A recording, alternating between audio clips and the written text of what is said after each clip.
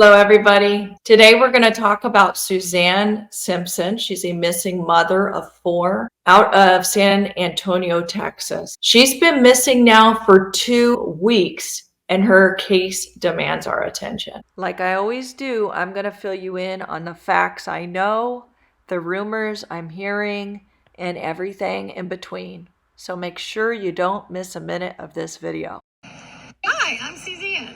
I've been in real estate for 13 years. It started on Sunday night when she and her husband attended an exclusive club for her friend's party.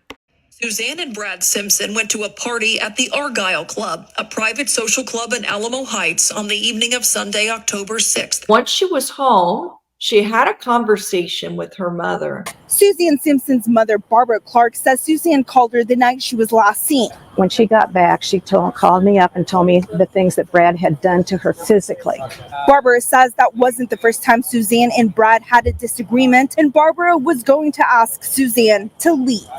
Well, I came up with an alternative plan for her and hoped that she'd move in with me and have her little toddler go to the elementary school in my neighborhood. I never got to tell her the plan. A neighbor had overheard Brad and her fighting. That neighbor told police they saw Suzanne try to get away from her husband, then saw the couple walk away from their home. Later, the neighbor heard screaming coming from the woods. The neighbor told investigators that roughly an hour after that, he saw Brad Simpson's truck start and drive away, then saw Simpson return home 1 to 2 hours later.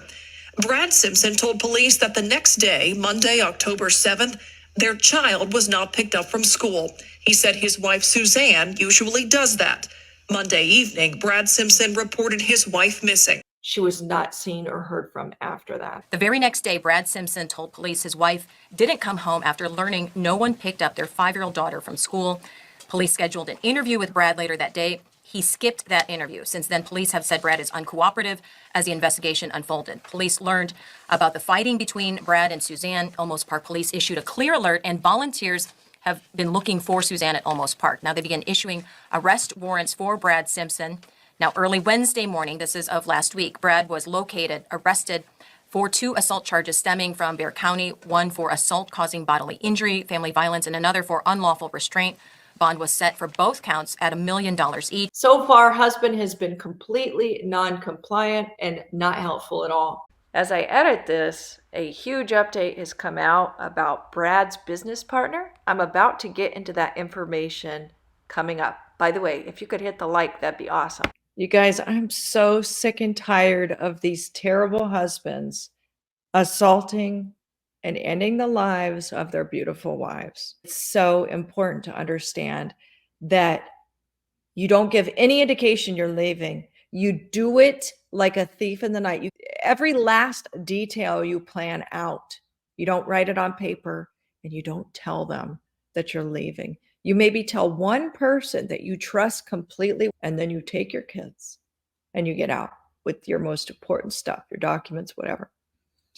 You also have to remember another thing. You might not know it, but this person that you're with, they can track you through these apps like Life 360, through Find My iPhone. There's multiple ways that you can be tracked, and you might have no idea it's even happening. Never tell them that you're leaving. You just leave. I assume that maybe Suzanne was talking about leaving, and that's what ended her life. Just like the other Suzanne, beautiful Suzanne Morphew. Guys, she was absolutely beautiful. And like I've said before, so reminds me of Suzanne Morphew in every way. This is her husband. This is Brad. They have been married for 22 years. They met in college and quickly became very close to one another. Got married, and their oldest child is actually in college. And then their youngest is 5 years old. So heartbreaking. So these are her kids. This is less than a year ago. Wow. Okay, I want to read you guys something real fast about Brad so that you guys understand a little bit more about who he is. And James Cotter, the guy that helped him. It's important to understand that in 2020, and before 2020, Brad and Suzanne ring up quite a bit of debt on their American Express, and they were being sued for more than $25,000 in debt payments and court costs from American Express. Brad served as an executive for Cotter and Sons, which is a holding company operated by San Antonio real estate tycoon James F. Cotter between 2007 and 2017. In his time with the company, he saw more legal troubles linked to some suspicious business dealings. Well, check it out. James Cotter is this character right here, the one that Brad started doing business with, 2007 to 2017. Now, listen to this update. More than 2 weeks after Suzanne Simpson disappeared from her Olmos Park neighborhood, her jailed husband is newly accused of asking a longtime business associate to hide an unregistered AK-47 as law enforcement zeroed in on him, according to an arrest affidavit. If you're in Bandera, can you haul ass to meet me at your house? Brad allegedly texted his partner, James Valee Cotter, on October 8th. Simpson then texted, "Okay, make sure to leave all that shit in the pump house, especially that gun." Just one day after he reported his wife missing, he says, "I don't have much time." The next message Brad allegedly sent Cotter underscored what might have been his desperation. "Sorry for the urgency, but you're all I got, especially now. Social media is destroying me." The affidavit says Cotter agreed to hide the machine gun at his San Antonio home, concealing it in the wall of his home. When authorities searched Cotter's home Monday, records say an ATF canine team helped locate where exactly the gun was. The firearm had a string attached to its sight that would allow it to be retrieved, quote, out of the void in the wall, according to the documents. Video provided by someone working with the investigation appeared to show the same gun in a vault in the Simpsons' home. But when authorities searched the home on October 9th, the gun was missing from the same location that it was observed in the video. Wow, smooth move.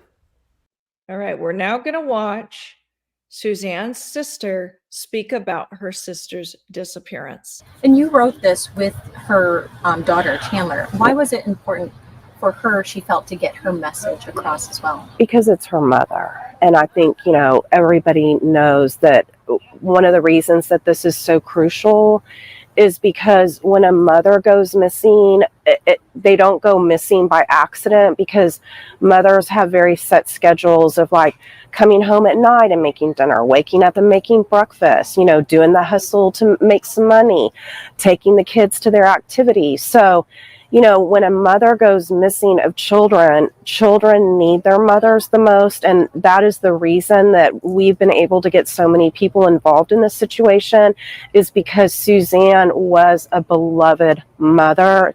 She was an incredible person, and she just had the sweetest disposition. She always aimed to please. My mom's like, she's so easy to raise.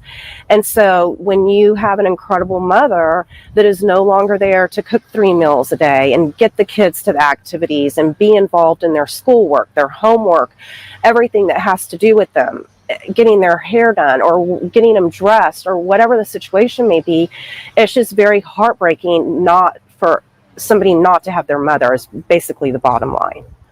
Sister Teresa's coming under fire a little bit for this message that she wrote on Facebook. "Thank you. Please tell everyone I appreciate their sympathy. We are childhood friends. I would never guess my sweet sis would be murdered by her husband in front of her precious, innocent 5-year-old. And people would set up a page to trash me after a tragedy like this in my family. Thank you for your sympathy. We must find my sis, for the sake of her children, to give her the respect of her physical being, to rest in peace, even though we know her spirit is with the Clark Rickley family in heaven. Please hold my hand in prayer to find my sister for the sake of her children. My mommy does not care about this. She knows my sis is already in peace in heaven. My mom, she's all good. She knows that God's got this." Here's another interesting post. Says, I think everyone is trying to make this way more complicated than it is. The marriage has been strained for a while. He has alcohol issues and historically is aggressive when he drinks. They went to an event, he drank too much, something in their interaction set him off, and he snapped. The end.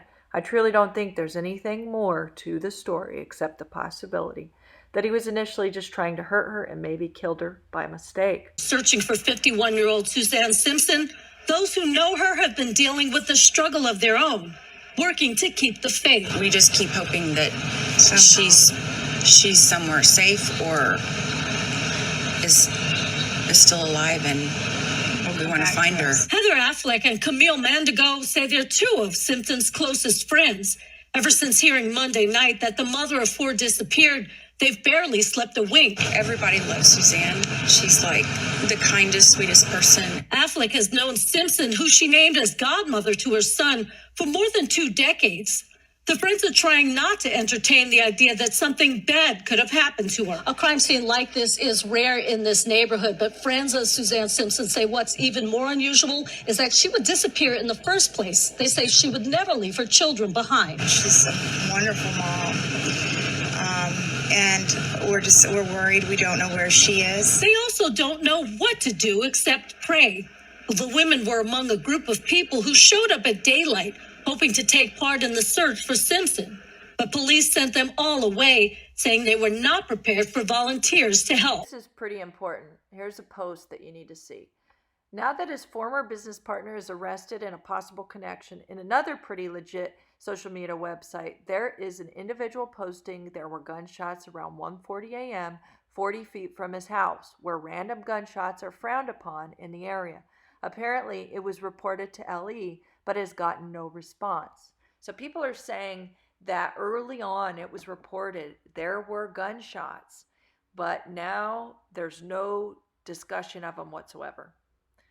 Now we're going to hear from her mother, Barbara.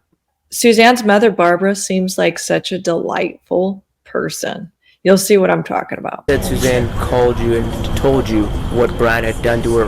What did she say? Yes, she had told me that he had hurt her arm and hurt her back, and she didn't know quite what she was going to do about that. And so that was the end of that. But I think all the rest of that conversation happened at 10 o'clock. It was 9 o'clock that she said that. And at 10 o'clock, there's the records of whatever happened to her and what Brad did. Brad has always been my friend. I've had high regards for him. I always thought he was a good father. I thought I admired him, and I don't understand what the situation is with him. Do you think that Brad's responsible for her disappearance? I agree with that. What would you say to Brad right now, who's not cooperating with investigators? Yes. I'd tell Brad that I would like to visit with him and ask him why. What happened? I'm shocked. I had a lot of admiration for him. I still plan to be his friend.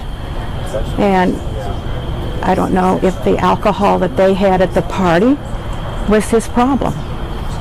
Had there been any abuse in the past, any physical altercations between them?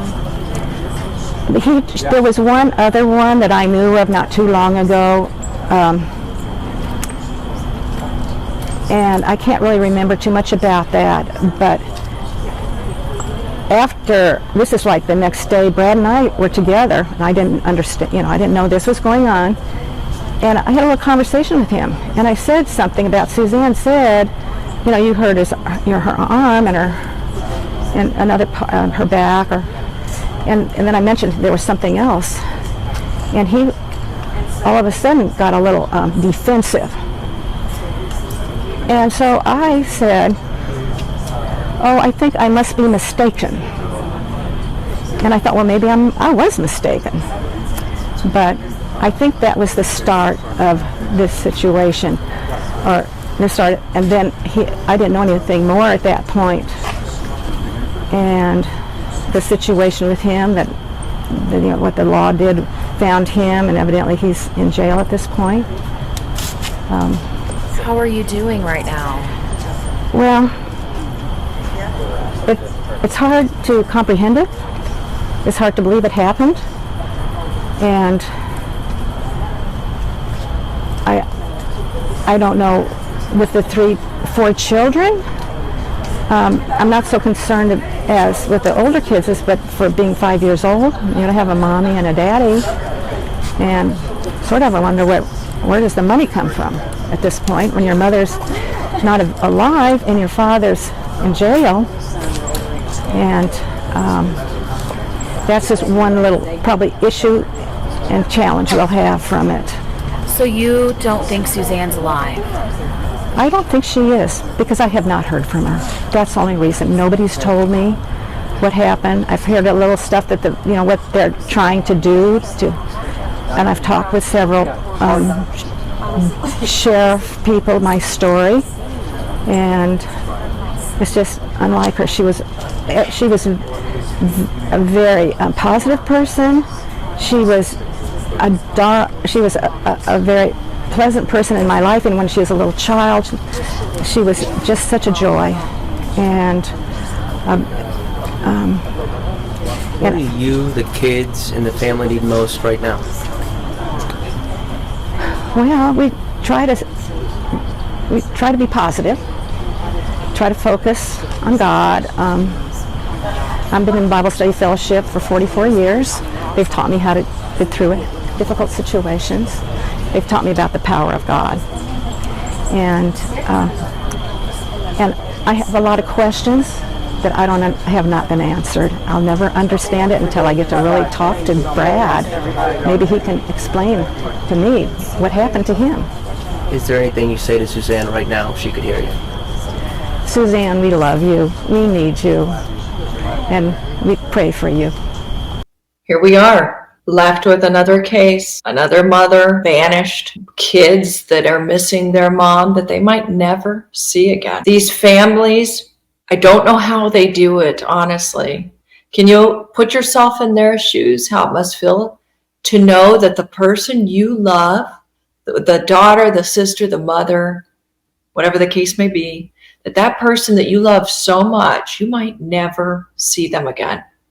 And then the husband of that person is in no way compliant, in no way giving answers when answers are needed so that they can locate her, at the very least give her an honorable funeral that she so absolutely, completely deserves. What triggered him to make such a horrific move that would end her life in such a callous and brutal way? But as of now, they're searching high and low in this landfill. Investigators are speaking and interviewing lots of different people. After days of unsuccessfully finding her body at the landfill, they've now focused their search to that wooded area very close to the home. Hopefully that's where her body ends up being found. But he also visited a ranch in that time frame before he was arrested. So it's possible she's there too. I hope you found this insightful, that it brought you up to speed about this case. Maybe the more attention we put on it, it will lead to some answers. At least that's my hope. Guys, thank you so much for being here with me today. And again, I remind you, if you are in a situation that is not good for your health, not good for your family's health, take the necessary steps and make your plan and exit as soon as you can. A lot of times, they are secretly plotting against you, and you might not even realize it. So you got to be 2 steps ahead of them. Take care. Bye.